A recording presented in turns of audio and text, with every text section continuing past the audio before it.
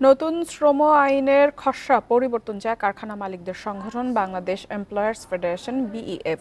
সংগঠনটির দাবি, ইউরোপীয় ইউনিয়ন ও আইএলওর পরামর্শে মালিক শ্রমিকের বিভাজন বাড়ানোর পায়তারা চলছে।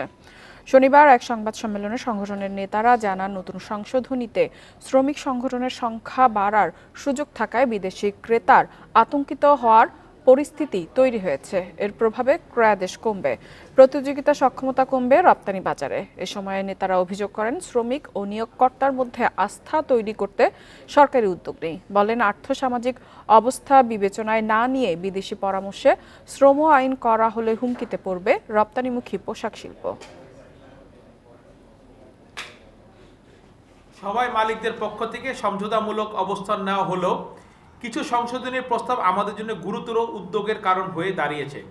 বিশেষ করে মাত্র ২০ জন শ্রমিকের মাধ্যমে ট্রেড ইউনিয়ন নিবন্ধনের সুযোগ শ্রম বাজারে অস্থিতিশীলতা সৃষ্টি করতে পারে বলে আমরা মনে করি।